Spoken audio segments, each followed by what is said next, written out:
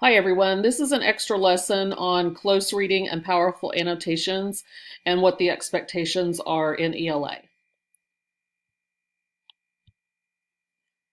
The reason we read closely and what close reading is it's a careful and purposeful reading of a text when you are reading it more than just for reading for fun like you would a novel.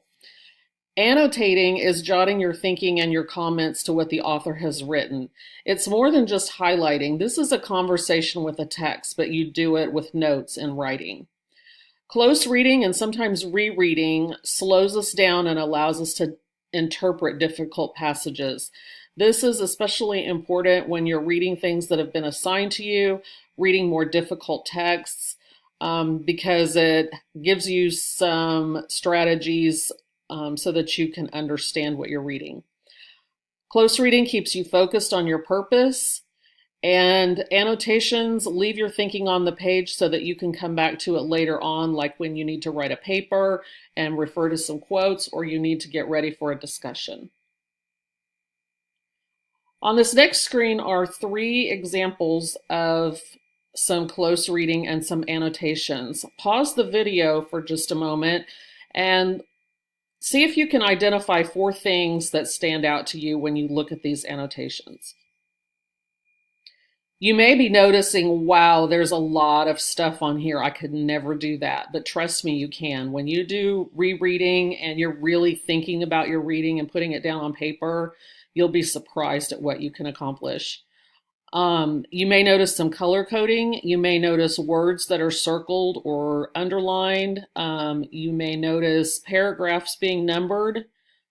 There's a lot of different things that go into annotating. A lot of people have their systems and their color coding that they like to use, and usually at the 8th grade level, I don't assign you a certain method for annotating.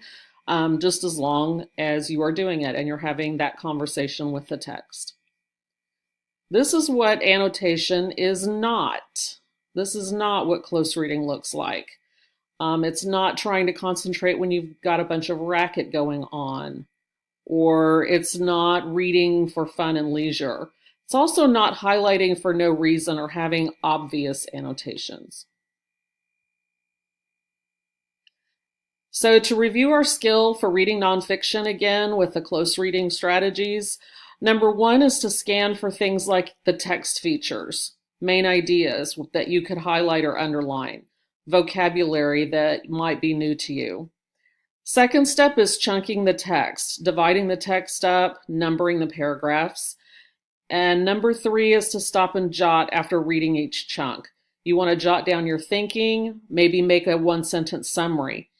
What I found is if you can't summarize it, you need to go back and reread it, so you don't end up like these people here who cannot focus. Step 1, scanning for those text features or your main ideas. And we talked about these in class. These are some of them that you should be familiar with. Main ideas are usually the first or the last sentence in a paragraph or a section, and I would recommend underlining or highlighting these to make them easier to find later on. Step 2 is to chunk the text. One way of doing this is numbering the paragraphs and then going paragraph by paragraph, and then from there breaking the text up into smaller sections, making it easier to read. So you'll see where the black lines are. I've just divided up 2 or 3 paragraphs at a time. And then you can focus on just that little section and then move on to the next one. Step 3 is to stop and jot, but doing so with a purpose.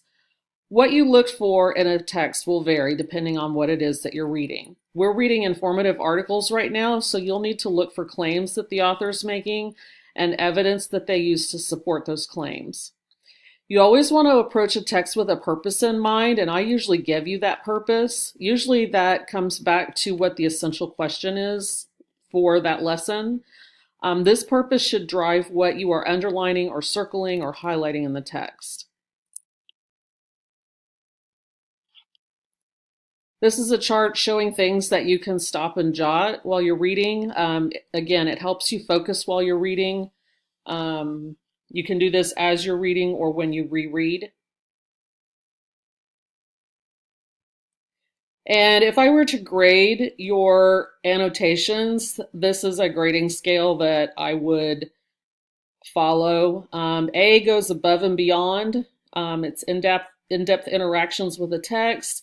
B is basically there. You've got strong interactions with the text, but it's more general. You haven't really made a whole lot of original thinking. C is it could be better. Minimal interactions with the text.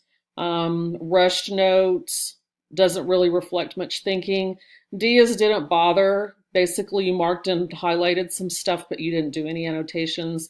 And then F, you're flatlined. You didn't mark or annotate or do anything with it at all. Hopefully, these tips will help you as you are reading closely, marking and annotating, and gathering evidence for any future writing or discussions that we might have.